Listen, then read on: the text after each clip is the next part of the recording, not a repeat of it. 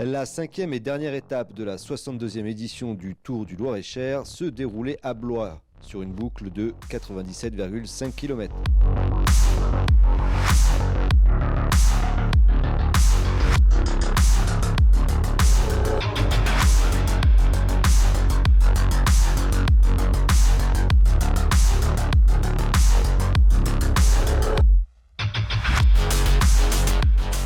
Une étape de fou. Alors les Français qui étaient un peu en retrait depuis 4 jours ont joué leur va-tout. Toutes les équipes françaises sont passées à l'attaque. On n'a pas réussi côté français à faire basculer le général, mais on a mis un sacré bazar dans le peloton. Et ensuite il y a eu 2 derniers tours complètement dingues. Moi qui commente des épreuves cyclistes depuis une vingtaine d'années, c'est la première fois que je vois un final comme celui-là. Je ne le crois pas. On est parti ici à l'arrivée dans le dernier tour. Et on était avec 8, je pense, 7 ou 8, et on a travaillé bien ensemble.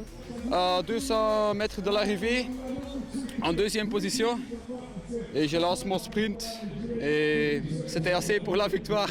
Tim Marsman, c'est un garçon qui est donc au sein de la formation METEC. Je crois que c'est un garçon qui est promis un bel avenir. Et puis la METEC, qui, même si elle a été bousculée aujourd'hui, ils ont quand même réussi l'exploit de garder le maillot pendant 5 jours. C'est assez rare sur un tour comme le Loir-et-Cher. Ils ont tenu la baraque pendant 4 jours. On a couru après le maillot jaune durant toute la semaine. On a pris la tête dès le premier jour avec un bel écart. Mais il a fallu chaque jour se battre pour garder cette place. On a dû travailler dur pour ça jusqu'à la fin. Oui, évidemment, c'est très spécial de porter le maillot jaune. Vous êtes considéré comme le coureur le plus important dans la course.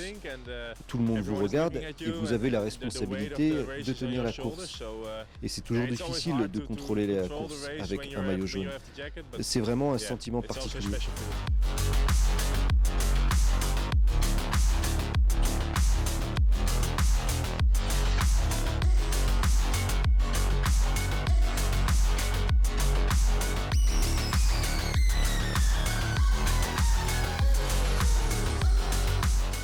La 62e édition du Tour du Loir-et-Cher 2023 est terminée. On vous retrouve l'année prochaine pour la 63e édition qui promet de belles surprises.